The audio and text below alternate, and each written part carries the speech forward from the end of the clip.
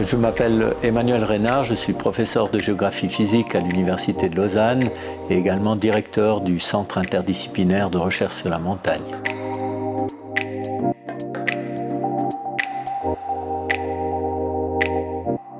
Le thème général, c'était l'accès à l'eau et on l'a abordé autour de deux sous-thèmes. Le premier, c'est la question de la conciliation entre les usages de l'eau et la préservation de la ressource.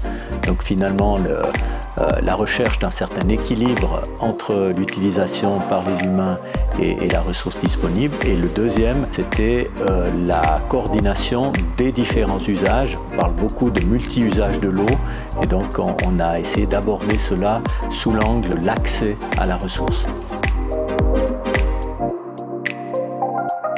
Alors il y a eu d'une part des apports variés.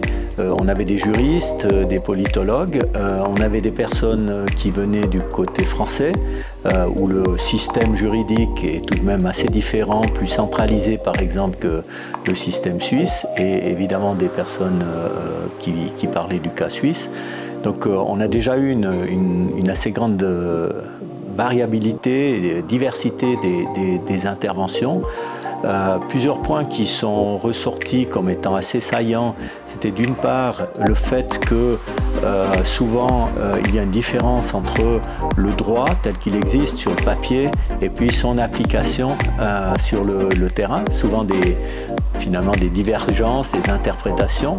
Les juristes nous ont aussi bien fait comprendre que le droit n'était pas aussi carré que ce qu'on a l'habitude de penser, mais qu'il est sujet à interprétation et c'est ce qui rend souvent disons en tout cas certains traitements qui finissent devant les tribunaux. Un autre aspect important, c'est quand même la détérioration de la ressource, notamment des zones humides. On a eu une intervention qui a bien montré les difficultés à gérer ces zones humides, autant pour les préserver, mais aussi pour tous les travaux de restauration, de renaturation, qui essayent de redonner plus de nature à la ressource en eau.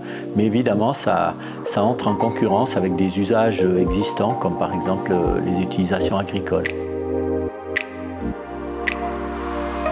La gestion de l'eau, finalement, c'est gérer une ressource naturelle pour des utilisations à la fois humaines, mais aussi pour la nature. En fait, il y a un petit peu deux voies, de manières de faire. Lorsque on commence à avoir des problèmes de disponibilité de l'eau, c'est soit de chercher à augmenter la ressource, et ça passe souvent par des approches constructives, par exemple construire de nouveaux bassins de stockage, aller pomper de l'eau plus profond, etc. Et puis l'autre manière de faire, c'est de faire une gestion par la demande et donc d'essayer de mieux optimiser la demande. Et pour moi, c'est ça qui est la voie à suivre dans le futur, c'est de trouver les instruments de gouvernance de l'eau. Et ils ne sont pas faciles à réaliser. Il y a beaucoup d'incertitudes aussi, d'incertitudes sur les données. Et lorsqu'on veut faire de la conciliation des usages ou prioriser certains usages par rapport à d'autres, il faut bien sûr pouvoir se baser sur des données.